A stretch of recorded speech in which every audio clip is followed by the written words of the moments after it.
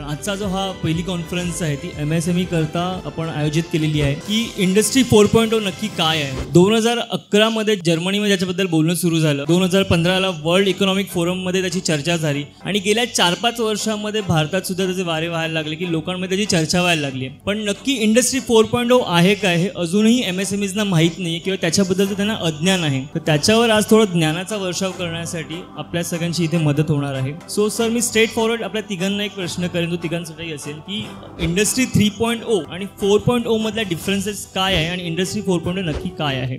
Industry 4.0 हा काही फार मोठा कॉम्प्लिकेटेड सस्पेन्स ॲनिमल नाही आहे आणि जेवढं आपण ते अनकॉम्प्लिकेट करून जेवढी ती कन्सेप्ट स्वतःला फ्रेंडली करून आपण ती समजून घेऊ तेवढं आपल्याला ते बेसिकली डिजिटलायझेशन, IoT, क्लाउड आहे, ह्या सगळ्याचा वापर करून कुठलंही मॅन्युफॅक्चरिंग युनिट किंवा कुठलंही इंडस्ट्रियल ऑपरेशन हे self sufficient, self driven, self intelligent, more productive, more efficient आणि विथ लीस्ट ह्युमन इंटरव्हेन्शन करण्याचं जे काही एक मेथोडॉलॉजी आहे that is nothing but industry 4. त्यामुळे ते असं वेगळं काहीतरी नाही आहे. जे आपण करतच असतो त्याच्यामध्ये आपण फक्त टेक्नॉलॉजी वापरतो, इंटरनेट ऑफ थिंग्स वापरतो, क्लाउड टेक्नॉलॉजी वापरतो. These most of the setups start talking to each other real time. त्यांच्यामध्ये डेटा एक्सचेंज होतो. जसा जसा डेटा येतो तसा बिग डेटा म्हणतो. म्हणजे there is explosion of data. Explosion of डेटामध्ये you have so much data that not all of the data each time is relevant to you, and when so much data comes, how are you going to filter out what is not required at that time, make sure that you only take what is required, process that and drive it to the required decision. तर हे सगळं कसं करायचं. म्हणजे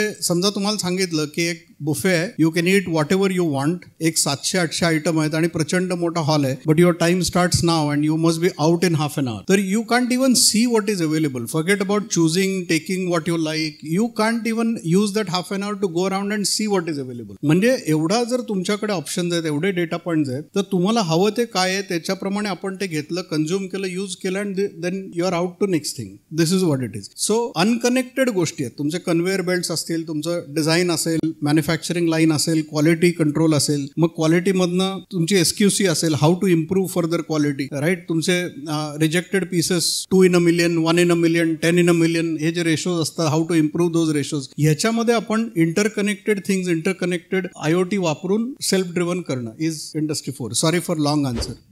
actually 3 आणि 4 मध्ये फरक काय आहे की कनेक्टेड एंटरप्राइज नावाचा जो कन्सेप्ट आहे की वेगवेगळ्या IT मधल्या इन्फॉर्मेशन टेक्नॉलॉजी आणि operational technology when they come together it becomes 4.0. So connected enterprise हा जो कन्सेप्ट आहे तो जास्त करून 4.0 आहे. नमस्कार. सो मी अगदी सोप्या शब्दात सांगेन, जसं अमिताभ बच्चन एअरपोर्टवर बसून त्याच्या घरचा AC ऑन ऑफ करतो. So everything is connected. म्हणजे ह्युमन्स आणि मशीन्स. आता याच्या पुढे जाऊन आणखी ती कनेक्टिव्हिटी वाढेल आणि दॅट इज वेअर म्हणजे आपल्याला फारसं काम पण करायला लागणार नाही. पुढे जाऊन यंग जनरेशन फार आळशी होत जाईल. इथे बसून मी घराचे पडदे ओपन करेन, बंद करेन, चालू करेन किंवा घराचं टेम्परेचर ऑन ऑफ करू शकेन. सो ह्या सगळ्या गोष्टी फायदे पण आहेत आणि तोटे पण आहेत, पण हे पुढे जाऊन आपल्याला कळेल आणि इंडस्ट्रीजला डेफिनेटली फार मोठी प्रॉडक्टिव्हिटीची इम्प्रूव्हमेंट मिळेल इंडस्ट्री 4.0 मध्ये. Thank you sir. Sandeep Dandekar sir, जसं तुम्ही आता क्लाउड इन्फ्रास्ट्रक्चरवर काम करता, आम्हाला आणि MSMEला जाणून घ्यायला नक्की आवडेल की क्लाउड इन्फ्रास्ट्रक्चर नक्की काय रोल प्ले करतं in terms of industry 4.0. So first of all, what is availability of internet, what is availability of data, high speed data speed, right? मग त्याच्यानंतर तुमच्याकडे ऑप्शन असतो की ऑन प्रेम, म्हणजे मी IT सेटअप करायचा, कमी क्लाउड बेस्ड सोल्युशन वापरायची. त्याच्यानंतर अजून एक ऑप्शन असतो की तुमचं स्वतःचं infrastructure but you host it in a data centre, त्याला कोलोकेशन म्हणतात. So there are various options. I think MSMEच्या दृष्टीने it makes more sense, at least till you scale up to become mid-size enterprise, that you should not waste time in focusing on IT, having your own infrastructure. त्याच्यात तुमचं capital expenditure block होतं, तुमचा focus, तुमचं attention तुमचं IT infrastructure manage, upgrade आणि rectify करण्यामध्ये जातं. मी मगाशी आपण बोलता बोलता जसं म्हटलं की फॉर एक्झाम्पल एखाद्या कंपनीमध्ये खूप लोकांचं ट्रॅव्हल होत असेल तर आपण स्वतःचा एअरपोर्ट सेटअप नाही करत. You negotiate a smarter contract to manage your travel, where you get more incentive, you get more flexibility, you get better preference from a service provider, but you don't setup an airport. एखाद्या ऑर्गनायझेशनची banking शी खूप deep relationship असेल तर they don't set up a bank unless it is a business decision, right. तर तसं similarly समजा 1 कोटी 2 कोटी टर्नओव्हरचा एक बिझनेस आहे, तर तुम्हाला किती IT लागणार आहे? ती IT तुम्ही स्वतः विकत घेऊन त्याचा सेटअप करून त्याची सिक्युरिटी, मग त्याची वेब सिक्युरिटी, मग 3 ते 4 वर्षानंतर अपग्रेडमध्ये ते त्याचे ॲसेट रिटायर करणे. Why should you do that? Therefore cloud comes handy. You have an option of pay as you use now.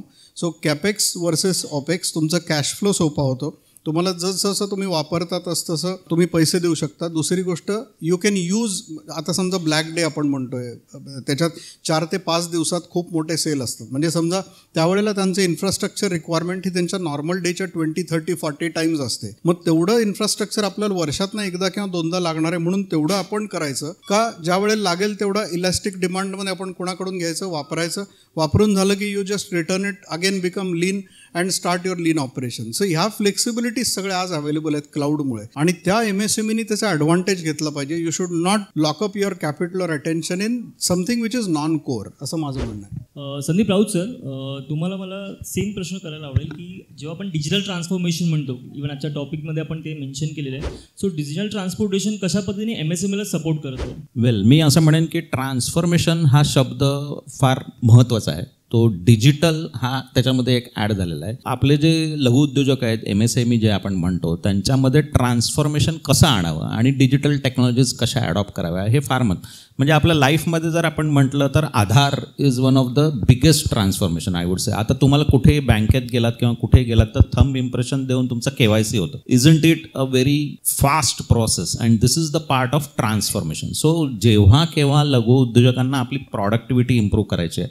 Customer experience improve करायचा आहे, ऑपरेशन्स इम्प्रूव्ह करायचे आहेत, प्रॉडक्टिव्हिटी इम्प्रूव्ह करायची, त्यावेळेला त्यांना डिजिटल ट्रान्सफॉर्मेशन हे फार महत्त्वाचं आहे. आणि मग सर म्हणाले तसं वेगवेगळ्या टेक्नॉलॉजी आहेत. 3D प्रिंटिंग ही जी एक टेक्नॉलॉजी आजकाल फार प्रचलित झालेली आहे. सप्लाय चेनमध्ये तुम्हाला तुमच्या वेंडरवर आणि सप्लायर्सवर कुठेही डिपेंड राहायची गरज नाही. You can print your spare parts किंवा raw material by using 3D printing. आणि मोठमोठ्या कंपन्या GE किंवा बोईंग ह्या विमान कंपन्यासुद्धा त्यांचे स्पेअर पार्ट्स 3D प्रिंटिंगमध्ये बनवतात. म्हणजे ते परत you don't have to wait की 1 महिन्यानंतर मला स्पेअर पार्ट मिळेल मग मी इंजिन बनवेल. सो आपल्या लघुउद्योजकांना पण त्याचा फार मोठा एक सहभाग करता येईल की कुठे कुठे तुम्ही डिजिटल टेक्नॉलॉजी वापरू शकाल, ज्याच्यामुळे या सगळ्या इम्प्रूव्हमेंट एकत्र होतील आणि तुमचं ट्रान्सफॉर्मेशन होईल. That's what I would say. Vishwas sir, मला वाटतं इथे असं एकही व्यक्ती नसेल की ज्याने चितळे हे नाव ऐकलं नसेल किंवा ज्याच्या घरी चितळे हा प्रोडक्ट वापरला गेलेला नसेल. लहानापासून म्हणजे सुरुवात दुधाचं, मगाशी सर पण म्हणताना म्हटले की सुरुवात दुधापासून होते, ते रात्री तेच चितळेचे प्रोडक्ट वापरले जातात. सो जेव्हा चितळेंनी हा विचार केला की बाबा ट्रेडिशनल उत्पादन ते ऑटोमेशन, हा विचार तुम्हाला कधी आला आणि ते का करावं असं वाटलं? मुख्य म्हणजे लाईफ बिगिन्स विथ मिल्क. म्हणजे you start your life with drinking mother's milk, आणि later on we take care of. So how best we can take care of you. तर ह्याच्यासाठी म्हणजे आज माझी ऑर्गनायझेशन जवळजवळ 84-85 वर्षाची आहे. तर प्रत्येक इंजिनिअरिंग, बायोटेक्नॉलॉजी या सगळ्या सेक्टरमध्ये इनोव्हेशन आणि न्यू टेक्नॉलॉजी अडॉप्टेशन जर आपण केलं नाही तर यू विल नॉट सस्टेन. कारण जग खूप बदलतंय. तर automation for the sake of automation न करता, म्हणजे जिथं रिपिटेटिव्ह जॉब्स आहेत की जिथं इसेन्शियली जे जॉब्स ह्युमन्स करू शकत नाहीत. आता बरेचशा वेळेला रोबोटिक्स आणलं जातं, बरेचशा वेळेला ChatGPT आणलं जातं आणि बरेचसे जॉब जातील अशी भीती व्यक्त केली जाते. पण तसं न करता एक सोशल रिस्पॉन्सिबिलिटी म्हणून जिथं ऑटोमेशन, जिथं म्युडियन जॉब आहेत की ज्याच्यामध्ये तुम्हाला machines can do lot of work, तर अशा ठिकाणी आम्ही ऑटोमेशन आणलेलं आहे. तर बऱ्याचशा ह्याच्यामध्ये गोष्टी आहेत की डिस्ट्रीब्युटेड IOs आहेत, किंवा पूर्वी कसं ऑटोमेशनमध्ये DCS वापरले जायचे, तर आता डिस्ट्रीब्युटेड IO मध्ये खूप IO लिंक आलं आहे, किंवा CIP मी कॉमन इंडस्ट्रियल प्रोटोकॉल्स आलेत की ज्या योगे तुम्हाला हे कनेक्टेड एंटरप्राइज हे करता येतं. तर बेसिकली आयडिया अशी आहे की म्हणजे I will try to explain you की आमच्या फॅक्टरीमध्ये जवळजवळ एक 10,000 IOs आहेत, म्हणजे इनपुट्स आउटपुट्स आहेत. तर आमच्याकडे एक सिंगल डिजिटल थर्मोमीटर नाही आहे. सगळं जो डेटा आहे त्याचा सगळा डेटा PLC किंवा डेटा स्काडामधून इन्स्ट्रुमेंटेशन येतो किंवा डिस्ट्रीब्युटेड आयोजमधून येतो. त्याच्यामुळे कॉस्ट ऑफ ओनरशिप आणि ते इन्स्ट्रुमेंट मेंटेन करायला लागतात ही सगळी खूप कमी होती. म्हणजे ओव्हरऑल पिक्चरमध्ये कॉस्ट ही खूप महत्त्वाची आहे, की overall cost of ownership of automation is also equally important. So how you bring all that technology on one platform की ज्या योगे तुम्हाला मिनिंगफुल रिझल्ट्स मिळतील. आणि आणखी एक गोष्ट मी याच्यात सांगू शकतो की जे आमच्याकडं फॅक्टरीमध्ये जे वर्कर्स आहेत त्याला प्रत्येकाला आम्ही KPI दिली जाते, म्हणजे की परफॉर्मन्स इंडिकेटर्स दिले जातात आणि त्याच्या प्रत्येक पॅनलवर त्याचा KPIचा त्याला डेटा असतो की हाऊ ही इज परफॉर्मिंग आणि what way he can improve. तर ह्या पद्धतीच्या सिस्टम्स इम्प्लिमेंट केल्यामुळं कारण शेवटी होतं की मॅनेजमेंट डिसिजन्स आहेत ते वर्षाच्या शेवटी किती बॅलन्स शीटमध्ये प्रॉफिट आहे याच्यावर घेतले जातात. पण फॅक्टरीतला जो वर्कर आहे त्याला जर आपण जास्तीत जास्त इन्फॉर्मेशन देऊ शकलो, म्हणजे give back from where you get it आमचा एक ब्रीदवाक्य आहे, म्हणजे तुम्हाला मिळतं त्यांना तुम्ही परत द्या. तशी इन्फॉर्मेशन सुद्धा आपल्या वर्कर्सना, आपल्या फॅक्टरीतल्या लोकांना, आपल्या प्रोड्युसर्सना द्यायला हवी की जी आपल्याला मिळते आणि त्याच्या ज्या योगे ते इम्प्रूव्ह होतील अशा टाईपच्या सिस्टम्स आम्ही बनवू. सो संदीप दांडेकर सर, जेव्हा आपण क्लाउड कम्प्युटिंगबद्दल बोलतो तेव्हा हे सगळं सर्व्हर बेस असतं किंवा टेक्नॉलॉजी बेस आहे आणि बऱ्याचदा ना लघुउद्योजकांना भीती पण असते की बाबा सर्व्हर म्हटलं की काही ना काही गफलत होते, तर ते किती सेफ असतं आणि ह्याबद्दल लघु आणि सूक्ष्मोद्योजकांनी काय खबरदारी घेतली पाहिजे? क्लाउड एन्व्हायरमेंट हॅज इव्हॉल्व्ड नाव. आता काय हे नवीन याच्यात काही नाही. जेवढी काही त्याच्यामध्ये सिक्युरिटी पॉईंट ऑफ व्ह्यूची इनोव्हेशन डेव्हलपमेंट जी व्हायला पाहिजे, एक आहे लँडस्केप, थ्रेट लँडस्केप, तर तो सतत चेंज होत राहतो. नवीन नवीन थ्रेट्स क्रिएट होतात, नवीन हॅकर्स असतात त्यांचे. This is a cat and mouse game and it will continue. Everybody wants to outperform the other. एक आहे सिक्युरिटी प्रोव्हाइड करणारे सर्व्हिस प्रोव्हायडर्स किंवा टूल्स आणि दुसरं आहेत ते ब्रीच करून त्याच्यातून ॲडव्हान्टेज घेणारे हॅकर्स. आणि हे चालूच राहणार. म्हणजे असं आपण कधीच म्हणू शकत नाही कोणीच कधीच की मी 100% सिक्युअर आहे आणि मी आज सिक्युअर आहे म्हणून काहीच न करता मी उद्या पण सिक्युअर आहे. So you have to be vigilant all the time. You can never be 100% secure. So you have to be still very very cautious. एक MSME मध्ये टिपिकली नंबर ऑफ एम्प्लॉईज कमी असतात त्यामुळे तो एक रिस्क कमी आहे. पण तुमचे जे एम्प्लॉईज IO पॉईंट जसं म्हटलं किंवा आपले काही ॲक्सेस पॉईंट्स असतात, सिस्टम लॉग इन्स असतात, ते तुम्ही कंट्रोल करणं आवश्यक आहे. दुसरी गोष्ट, तुम्ही जर का ऑन प्रीमवरून क्लाउडवर गेलात तर ह्या बऱ्याचशा गोष्टी तुमच्या सॉल्व्ह होतात. अदरवाईज तुम्हाला तुमचा CIO पाहिजे, तुमचा CTO पाहिजे, मग त्याचं वेज बिल तुम्हाला खूप जास्त येतं. बरं, हे हत्ती पाळून त्याला कुत्र्याचं काम देण्यासारखं होतं जोपर्यंत आपली ऑर्गनायझेशन तेवढी मोठी झाली नाही तोपर्यंत. म्हणजे तुम्ही कुठेतरी 50-60 लाख 70 लाखाचा एक CIO घेणार आणि त्याला काय सांगणार तर माझे 2 सर्व्हर आहेत ते मॅनेज कर, तर तो येणार नाही तुमच्याकडे, तो राहणार नाही. म्हणजे तुम्ही त्याच्यातच अडकून राहाल. तर त्याच्यापेक्षा तुम्ही कुठलेही जे काही available cloud on demand solutions आहेत they are very very secure today. त्यामुळे कुणाला जर का हा एक मुद्दा असेल, and this is all about education, this is all about awareness. तर जेवढं आपण वाचू, लोकांशी बोलू, रेलेव्हंट लोकांशी एक्सचेंज ऑफ नॉलेज करू, तेवढा कॉन्फिडन्स आपला वाढत जातो. त्यामुळे एंटरप्रेनरला IT सॅव्ही होणे हे आवश्यक आहे. म्हणजे जरी तुमचा हा डिसिजन असेल, आज मी चितळे साहेबांशी बोलतोय, honestly I am impressed with the kind of IT he knows. Possibly he knows more IT than I know. आणि हेच असलं पाहिजे ट्रेट कुठल्याही एंटरप्रेनरचा. माझा हा डिसिजन असू शकतो की माझी IT आउटसोर्स आहे, पण म्हणजे काय आहे हे मला एक्झॅक्टली कळलं पाहिजे. So that is very important for every entrepreneur. तुम्हाला IT लँडस्केप, त्याचे अपग्रेड्स, त्याची कॉस्ट, त्याचे थ्रेट लँडस्केप हे कळलंच पाहिजे, even if you are outsourcing.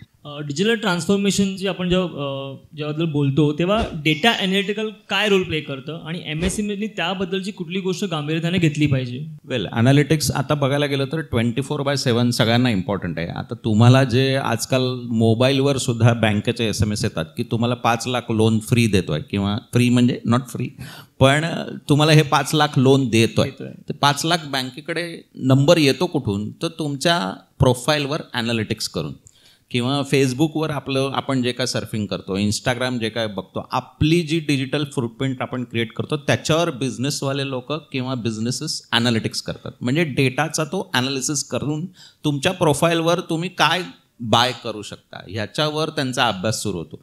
So MSMEला सुद्धा ॲनालिटिक्स हे फार इम्पॉर्टंट आहे. त्या दृष्टीने मग त्यांना कस्टमरचं ॲनालिटिक्स करू शकतो. शकता की त्यांना कुठली प्रॉडक्ट्स आवडतात, त्यांना कुठल्या सर्व्हिसेस चालतात, किंवा ते कुठल्या सर्व्हिसेस किंवा प्रॉडक्टबद्दल कंप्लेंट करतात. आणि त्याच्यावर जेव्हा तुम्ही ॲनालिसिस करता तेव्हा त्या दृष्टीने मग इम्प्रूव्हमेंट्स पॉसिबल होतात. म्हणून डेटा ॲनालिटिक्स हे प्रत्येक बिझनेसला अतिशय महत्त्वाचं फील्ड आहे. आणि तुम्ही नक्कीच म्हणजे PhD, स्टॅटिस्टिक्स अशा प्रकारचे किंवा MSc स्टॅटिस्टिक्स या प्रकारचे लोक हायर करायला पाहिजेत, ज्यांना त्या बिझनेस प्रॉब्लेमवरनं काहीतरी सोल्युशन काढता येईल. आणि ॲनालिटिक्स कसं आहे, एक क्रिस्टल बॉल आहे की पुढे जाऊन 2 महिन्यांनी तुमचा रेव्हेन्यू किती होईल याला म्हणतात एक फोरकास्टिंग. तो एक ॲनालिटिक्सचा भाग झाला. म्हणजे आज आपण जर रेअर व्ह्यू मिरर गाडीचा बघितला तर आपल्याला फक्त मागचं दिसतं, पण पुढे बघण्यासाठी तुम्हाला ॲनालिटिक्स इज व्हेरी इम्पॉर्टंट. पुढे जाऊन कंपनीचं काय होईल हे जर तुम्हाला आत्ता कळायचं असेल तर ॲनालिटिक्स गरजेचं आहे. कारण तुम्हाला एवढी कॉम्पिटिशन आहे आजकाल बाहेरच्या जगामध्ये की तुम्ही स्वतः जर ॲनालिटिक्स केलं नाही तर तुमचे कॉम्पिटिटर ॲनालिटिक्स डेटा करून तुमचे कस्टमर घेऊन जातील आणि you have to shut down the door. That's that. विश्वास सर, मगाच्याच प्रश्नाला जोड प्रश्न असा आहे मला की अजूनही बहुतांशी जे उद्योजक आहेत ते ट्रेडिशनल उत्पादनामध्येच गुंतलेले आहेत. सो हे जे आपलं इंडस्ट्री 4.0 म्हणतो की जे ऑटोमेशन आपण म्हणतो ते कशा प्रकारे एक नवीन रूप देतं ट्रेडिशनल उत्पादनाला? इन्फॉर्मेशन म्हणजे IoT बद्दल आजकाल खूप बोललं जातंय. तर IT आणि OTचं इंटिग्रेशन म्हणजे ऑपरेशनल टेक्नॉलॉजीज आणि इन्फॉर्मेशन टेक्नॉलॉजी ह्या जो दोन्ही जेव्हा ब्रिज होतात, वेन दे ब्रिज टुगेदर, त्याच्यामुळं जो फॅक्टरीचा जो डेटा आहे आजकाल होतं आहे काय की एक समजा आपण एक उदाहरण घेतलं, एक CNC लेथ घेतला, तर त्या CNC लेथला तुम्ही काहीतरी एक प्रोग्राम करताय की ज्याप्रमाणे तो CNC लेथ प्रोडक्शन करतोय. आता हाच जर डेटा तुम्ही एखाद्या समजा डेटा क्लाउडमध्ये नेला तर त्याचा अपटाईम किती, डाऊन टाईम किती, त्याचे टूल्स किती वापरले, किंवा त्याच्यामधून जो मिनिंगफुल इन्फॉर्मेशन जर तुम्हाला मिळाली तर you can improve the productivity of your plant. तर आम्ही what we are doing and what is happening in the world today now is, हा आता आमचा जर समजा फॅक्टरी डेटा जो आहे तर तो तुम्ही डेटा लेकमध्ये घेऊन जाऊ शकता. डेटा लेकमध्ये घेऊन तुम्हाला त्याच्यावर मॉडेलिंग करता येतं. आणि आता बऱ्याचशा ठिकाणी ज्या प्रोसेस इंडस्ट्रीज आहेत त्याच्यामध्ये तुम्ही प्लांट सुद्धा पूर्ण मॉडेल करू शकता. म्हणजे एक त्याला स्टेप रिस्पॉन्स देऊन त्याचा एक 6 महिन्याचा हिस्टॉरिकल डेटा आणि त्या डेटावरून त्याचं प्रेडिक्टिव्ह मॉडेलिंग केलं जातं. आणि त्या प्रेडिक्टिव्ह मॉडेलिंगवर आजकाल प्लांट चालू शकतात. म्हणजे आता बऱ्याचशा काही US मधल्या स्टार्टअप्स आहेत त्यांनाही आम्ही मदत करतोय की ज्याच्यामध्ये तुम्हाला प्लांट मॉडेलिंग हा एक नवीन कन्सेप्ट प्रोसेस इंडस्ट्रीमध्ये होते. इव्हन पेट्रो रिफायनरीज आहेत, त्या रिफायनरीज सुद्धा आजकाल मॉडेलिंग वापरतात. कारण ह्युमन ऑपरेटरची टेंडन्सी कशी असते की तो रात्रीची शिफ्ट असेल तर तो 60-70% इफिशियन्सीनी प्लांट चालवतो, though he can run it up to 100%. मग ह्याच्यामध्ये प्रोडक्टिव्हिटी तुमची खूप लूज होते. तर ह्या मॉडेलिंग किंवा अडॅप्टिव्ह कंट्रोल सिस्टम्स नवीन येत आहेत की ज्या योगे त्यातलं ह्युमन एलिमेंट आहे त्याला always he is not ready to take 100% risk, पण हे models can take 100% risk and they have ability to ingest all the information of your plant. तर ह्या दृष्टीने आता म्हणजे इंडस्ट्री 4.0 मध्ये इन्फॉर्मेशन जी मिळते आहे तुम्हाला प्लांटकडून त्याचं इफेक्टिव्ह युसेज हा कसा केला जाईल ह्याच्याबद्दल थ्रस्ट आहे. त्याच्यामुळे ही बरीचशी स्टार्टअप्स येत आहेत की ज्याच्यामध्ये हा डेटा लेकला जातोय. त्या डेटा लेकवरून तुम्हाला इन्फरन्स मॉडेल बनवलं जाते आणि त्याच्यानंतर त्याचं जे कोड आहे ते त्या तुमच्या PLC मध्ये किंवा DCS मध्ये जाते की ज्या योग्य प्लांट इफिशियंट होईल. तर that is what is happening today in the industry. Dandekar sir, cloud इन्फ्रास्ट्रक्चरचा वापर करताना इफेक्टिव्ह डाटा गव्हर्नन्स किंवा कंप्लायन्स करता कुठल्या गोष्टी एन्श्योर करणं गरजेचं असतं? मला असं वाटतं MSME मध्ये गव्हर्नन्स एवढा क्रुशल नसतो until they have really grown. जो गव्हर्नन्स तुम्हाला आवश्यक आहे तो आहे तुमच्या स्वतःच्या सिक्युरिटीसाठी आणि दुसरं गव्हर्नमेंटचे जे स्टॅच्युटरीज असतील त्याच्यासाठी. क्लाउड गव्हर्नन्स मला नाही वाटत एवढा रेलेव्हंट आहे for MSMEs until they have really become, like I said, mid-size enterprise. But at the same time थोडासा नॉन रेलेव्हंट आहे. पण 2 गोष्टी मला जरूर इथे सांगायला लागते.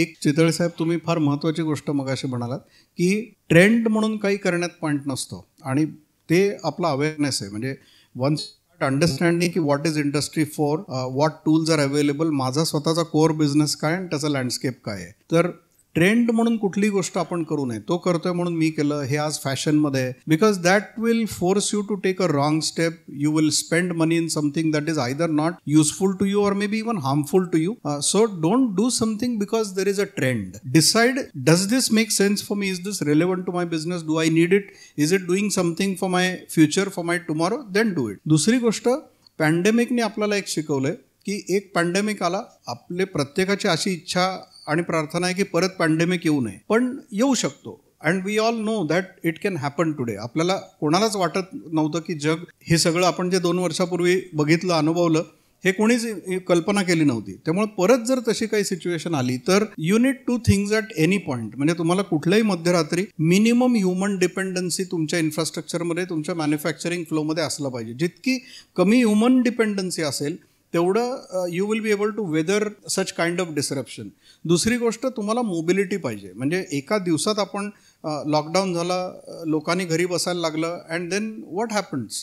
तुमची जर का ह्युमन डिपेंडन्सी असेल किंवा मोबिलिटी नसेल तर तुमचे वर्कर्स जोपर्यंत तिथे जाऊन मशीनवर उभे राहत नाहीत तोपर्यंत काम होणार नसेल तर your manufacturing stops, your industry stops, whether it is logistics, distribution, manufacturing, it stops. So you have to see that as much possible I should be able to run my business remotely wherever I am sitting, wherever my people are sitting, with minimum possible people available physically at site. तर हे 2-3 गोष्टी मला वाटतं महत्त्वाच्या. Sandeep Raut sir, आपण जेव्हा digital ट्रान्सफॉर्मेशनचा उल्लेख करतो तेव्हा प्रामुख्याने कुठले सेक्टर ह्याच्यामध्ये येतात आणि MSME तिथे कुठे फिट होतो?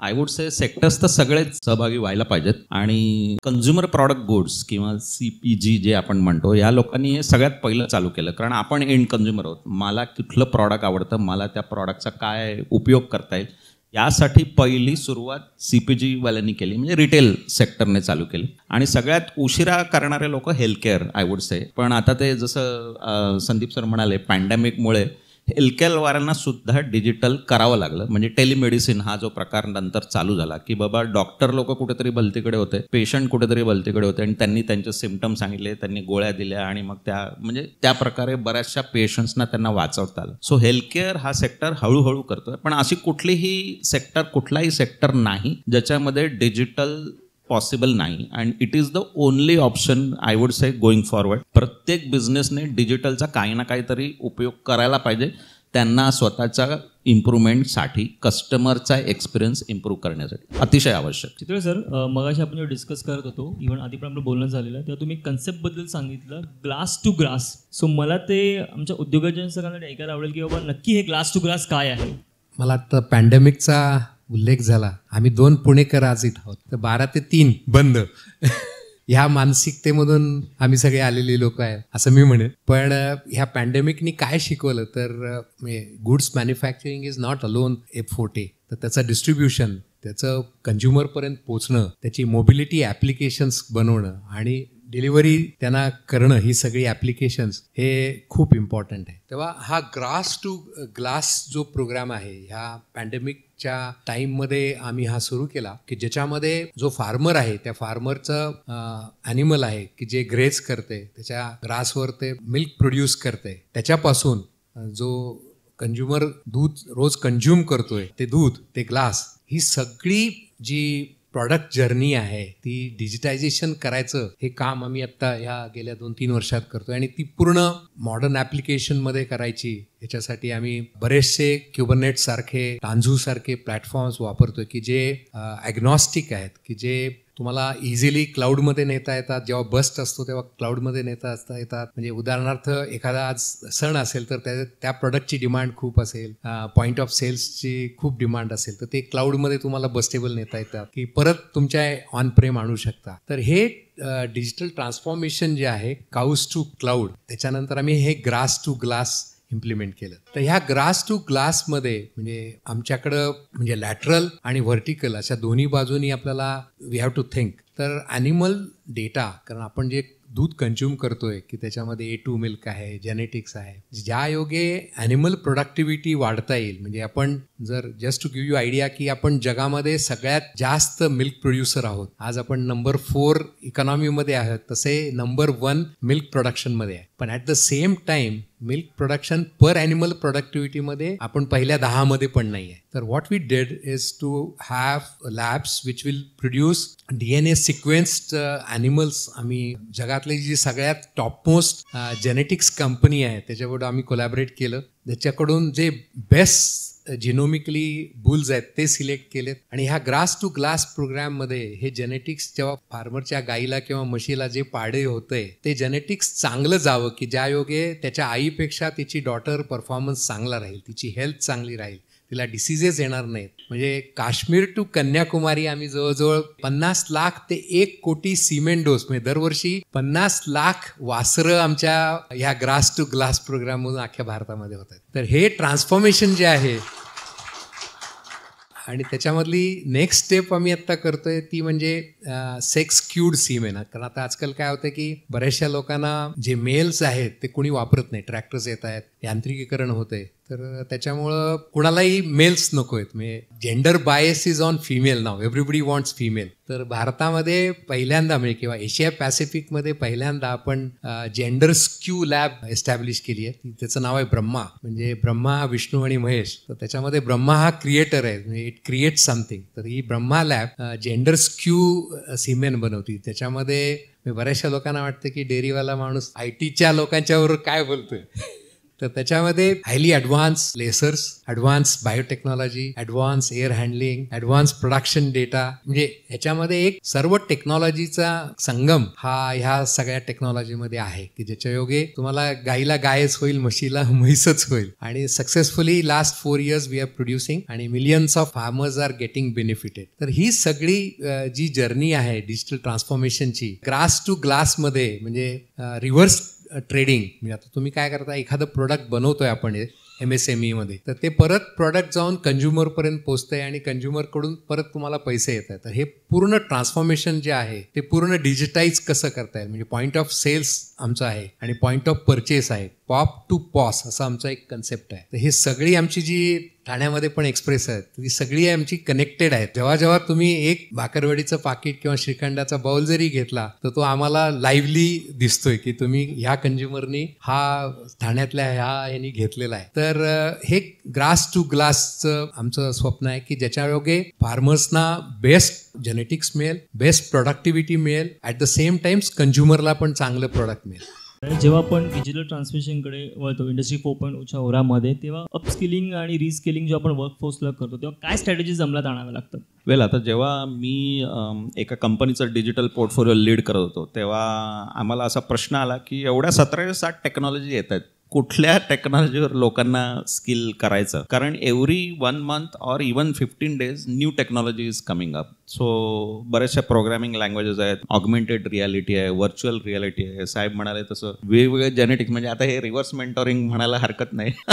मगाशी ते म्हणाले की डेअरीवाला IT ला काय सांगेल, पण obviously they are doing a lot. तर आय वुड से तुमच्या कस्टमर कुठले कुठले टेक्नॉलॉजी वापरतात ते बघा, तुमचे टॉप 5 कस्टमर्स काय करतात ते बघा आणि त्याप्रमाणे तुमच्या वर्कफोर्सला ट्रेन करा. म्हणजे उगाच नाही तर मग एक ना धड भाराभर चिंध्या अशी आपली जी मराठी म्हण आहे की तुम्ही सगळ्याच टेक्नॉलॉजीवर अपस्किल करायला जाऊ नका. फार फार तर 3 किंवा 4 अशा टेक्नॉलॉजी तुम्ही सिलेक्ट करा, पण त्या तुमच्या कस्टमरकडे असल्या पाहिजेत, नाहीतर otherwise is waste of effort. So I would say top 5 customer select करा, त्यांच्याकडे ज्या काही टेक्नॉलॉजीज आहेत त्या बघा आणि मग तुमच्या वर्कफोर्सला तुम्ही ती ट्रेनिंग देणं हे व्यवस्थित होईल, म्हणजे त्याचा उपयोग पण होईल. अदरवाईज तुमच्या कस्टमर्सना असं वाटेल की अरे मी बिग डेटा म्हणतोय आणि तुम्ही मला भलतंच काहीतरी देतात. So that's where I would say strategy तशी तुम्हाला क्रिएट करणं फार महत्त्वाचं. आय थिंक म्हणजे बऱ्याचशा वेळेला होतं काय की MSMEच्या आम्ही पण काय फार मोठे असं काय मानत नाही, पण बिझनेस प्रोसेस ऑटोमेशन जे आहे, म्हणजे आपण ज्या काही बिझनेस प्रोसेस करतोय, म्हणजे बऱ्याचशा वेळेला काय होतं की मोठे मोठे शब्द म्हणजे डिजिटल ट्रान्सफॉर्मेशन म्हणजे फार काही मोठं आहे. तर I want to make it very simplified. तर तुम्ही जेव्हा तुमची जी इंडस्ट्री आहे ती एक टँडम मध्ये चालायला लागते किंवा डेटा आहे की ज्याच्यामध्ये तुमची इन्स्ट्रुमेंट्स आहेत, त्याच्यात माणसं आहेत, यांचं सगळ्यांचं अपस्केलिंग जर आपल्याला करता आलं तरच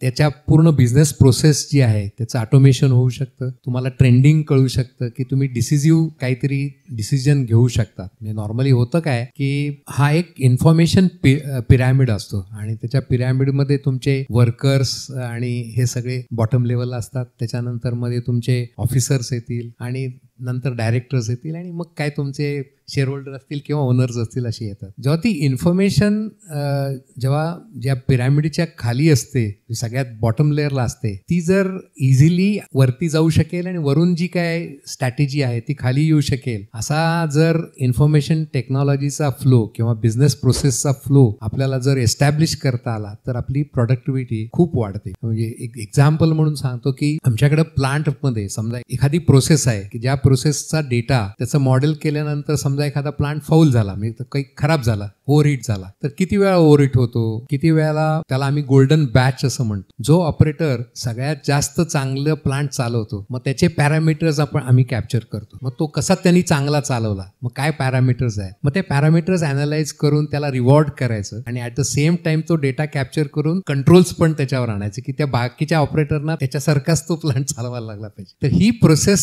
जी आहे अपस्केलिंग मध्ये ही खूप महत्वाची आहे. नुसता getting data is not there is no use of that data, but listen, until you don't use that data wisely, there is no point in gathering the data. कारण बऱ्याचशा वेळेला होतंय काय की इतका सगळा डेटा येत असतो, त्याच्यातून मिनिंगफुल म्हणजे थोडक्यात समजा तुम्ही सिम्फनी ऑर्केस्ट्रा आहे आणि त्या ऑर्केस्ट्रामध्ये एक जरी विसंवादी असेल तर तो तुम्हाला लगेच पिकअप करता येतो. तशी तुमची फॅक्टरी पूर्ण संवादाने जर चालली किंवा इन्फॉर्मेशन जी आहे, इन्फॉर्मेशन फ्लो आहे, ऑटोमेशन फ्लो आहे, माणसं आहेत, ती सगळी संवादाने चालली तर तुमची प्रोडक्टिव्हिटी वाढेल. मग हे सगळं करायसाठी या सगळ्या डिजिटल ट्रान्सफॉर्मेशनची उपयोग करता येतो. सर, उद्योजक म्हटलं की चॅलेंजेस आलेच, बरोबर. म्हणजे छोटा असो किंवा उद्योजक मोठा असो, चॅलेंजेस प्रत्येकानंच येतात. तर आपल्या या इंडस्ट्री रिलेटेड काही स्पेसिफिक चॅलेंजेस आहेत, ते कसे ॲड्रेस करता येतात इन जनरल सगळं? बऱ्याचशा वेळेला काय होतं की आपण जेव्हा विचार करतो म्हणजे एक स्वॅट अनालिसिस आपण स्वतःचं करायला हवं.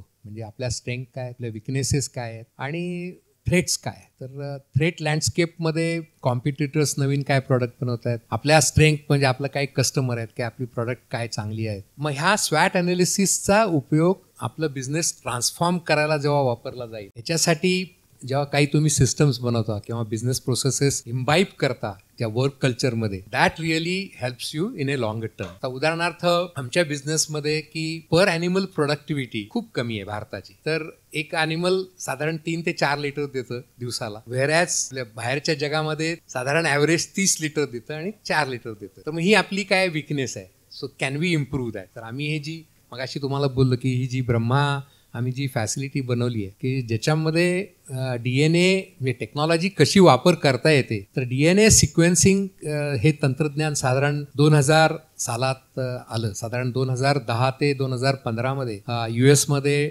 DNA सिक्वेन्स काउच झाल्या आणि त्यांनी काय केलं की हे DNA सिक्वेन्सिंग करून त्याच्यामध्ये तुम्हाला थोडंसं टेक्निकली जास्त सांगतोय म्हणजे जिनोटाईप आणि फिनोटाईप म्हणजे दिसतं कसं आणि आत काय असतं हे जर तुम्हाला कळायला लागलं, म्हणजे एखाद्या इंडस्ट्रीची तुम्हाला म्हणतात की आपल्याला पल्स कळाली त्याची, तर तसं त्या काऊचं जेनेटिक्स काय आहे ते इम्प्रूव्ह कसं करता येईल ह्याची जर DNA सिक्वेन्सिंगने तुम्हाला जर डेटा मिळाला तर ह्याच्यामध्ये खूप मोठी तुम्ही क्रांती करू शकता. देन वी अनालाइज की आमच्या इंडस्ट्रीमध्ये आमचं विकनेस हा पर ॲनिमल प्रोडक्टिव्हिटी आहे. So how we can improve. तर आमच्या बोर्ड ऑफ डिरेक्टरनी सांगितलं की हा नॉन कोर बिझनेस आहे, याच्यात कशाला शिरायचं, याचा काय फायदा होणार आपल्याला, जेनेटिक्स चांगलं देऊन तुम्हाला काय फायदा होणार, आम्हाला काय फायदा होणार, किती पैसे मिळणार. तर आज मी सांगतो की ही ब्रह्मा आम्ही जेव्हा जनरेट केली तर आज तिथं त्या जेनेटिक फॅसिलिटीमध्ये 100 कोटी इन्व्हेस्टमेंट आहे आणि ही जेनेटिक फॅसिलिटी युनिक आहे आणि मला सांगायला आनंद आहे की आमचा ROI येतोय.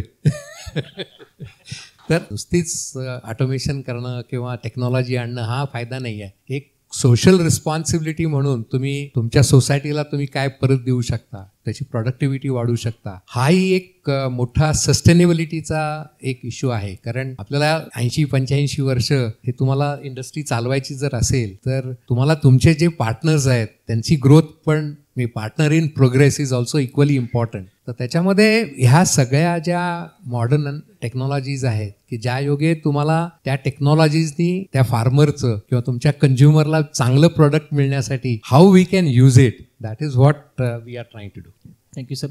आपल्याकडे थोडा वेळेचा अभाव असल्यामुळे मी एक शेवटचा प्रश्न संदीपराव सर तुम्हाला विचारतोय की जेव्हा आपण MSMEs आणि या सगळ्या वार्ता करतो आणि जेव्हा आपण डिजिटल ट्रान्सफॉर्मेशन वगैरे बनतो, अशी एखादी केस स्टडी तुम्ही आमच्या उद्योजकांना सांगू शकाल का जिथे ह्या गोष्टी त्यांना ॲक्च्युअली त्या गोष्टीमुळे फायदा झालेला आहे? वेल, स्वतः मी बरेचसे तसे डिजिटल ट्रान्सफॉर्मेशनचे प्रोजेक्ट डिप्लॉय केलेले आहेत. सो एक केस स्टडी मी अशी सांगू शकतो. एक फॅक्टरी होती, अशा या आपल्या ज्या टाईल्स दिसतात तशी टाईल्स मॅन्युफॅक्चरिंगची फॅक्टरी होती आणि त्यांच्याकडे फॅक्टरीमध्ये साधारण 27 मशीन्स होते आणि प्रत्येक मशीनमध्ये काहीतरी वेगवेगळी प्रक्रिया व्हायची टाईल्सवर. सो पहिल्यामध्ये समजा त्यांनी नॉर्मल रॉ मटेरियल टाकलं, दुसऱ्यामध्ये त्याच्यावर 100 पाऊंडचं प्रेशर यायला पाहिजे, तिसऱ्यामध्ये 100 डिग्री सेंटीग्रेड पर्यंत ते मटेरियल तापायला पाहिजे, चौथ्यामध्ये आणखी काय काय होणार. असं करत करत करत 27व्या मशीनमधून ते टाईल, ही खालची जी आपल्याला दिसते फ्लोअरची टाईल, ती बाहेर येते. आता हे करताना त्यांच्याकडे असं कुठेही मेकॅनिझम नव्हतं की त्यांना इमिजिएटली कळायला पाहिजे की अरे हे प्रेशर 100च्या ऐवजी 110 गेलं किंवा टेम्परेचर 100च्या ऐवजी 90वर आलंय. कारण ही जरा जरी थ्रेशोल्डच्या खालीवर गेली तर अख्खी बॅच वेस्ट व्हायची त्यांची, आणि हा त्यांचा सर्वात मोठा ड्रॉबॅक व्हायचा. सो त्याच्यामध्ये आम्ही काय केलं की जसे साहेब म्हणाले तसे इंटरनेट ऑफ थिंग्स, आम्ही सेन्सर लावले त्या प्रत्येक मशीनला, आणि तो थ्रेशोल्ड त्यांच्या प्रोग्रामेबल लॉजिक कंट्रोल म्हणजे PLC म्हणतो आपण, किंवा HMI पण असतात, ह्युमन मशीन इंटरफेस, त्याच्यामधनं आम्ही तो डेटा कलेक्ट केला आणि तो रिअल टाईम क्लाउडमध्ये त्याला मॉनिटर करत गेलो. ज्या ज्या वेळेला तो थ्रेशोल्डच्या खाली किंवा वर जाईल तेव्हा इमिजिएट प्लांट इंचार्जला एक मेसेज जायचा, किंवा जो ऑपरेटर आहे त्याला पण इमिजिएट कळायचं की हे काहीतरी चुकतंय. म्हणजे अख्खी बॅच वेस्ट होईपर्यंत थांबण्यात काही पॉईंट नसायचा. तिथल्या तिथे ते मशीन बंद करून थांबायचे, चेक करायचे आणि लगेच ते. सो हा एक सगळ्यात मोठा फायदा आहे डिजिटल ट्रान्सफॉर्मेशन, की तुम्हाला रिअल टाईम डिसिजन घेता येतात. तुम्ही कार रेसिंगचे व्हिडिओज बघत असाल, फॉर्म्युला 1 कार रेसिंग, त्यावेळेला 250 km/h जेव्हा ती गाडी जात असते तेव्हा त्याचं टायरचं प्रेशर किती आहे, ऑइल किती गरम झालं आहे, इंजिन किती गरम झालं आहे, हा रिअल टाईम डेटा कलेक्ट करणं आणि त्याला ड्रायव्हरला पिटमध्ये बोलवणं आणि इमिजिएट टायर चेंज करणं, हे रिअल टाईम जे होतं ते डिजिटल ट्रान्सफॉर्मेशन किंवा डिजिटायझेशनमुळे शक्य होतं. So real time decision making तुमच्या बिझनेसमध्ये लागणार, आणि ते करण्यासाठी digitisation is the again I would say only option going. कारण याच्यामध्ये मॅन्युअल आपल्याला करताच येण्यासारखं नाही. आता तुम्ही आत्ताची केस बघा, आपले एवढे सगळे वर्कर्स अडकले होते बोगद्यामध्ये, राईट. 17 दिवस ते लोक आतमध्ये होते.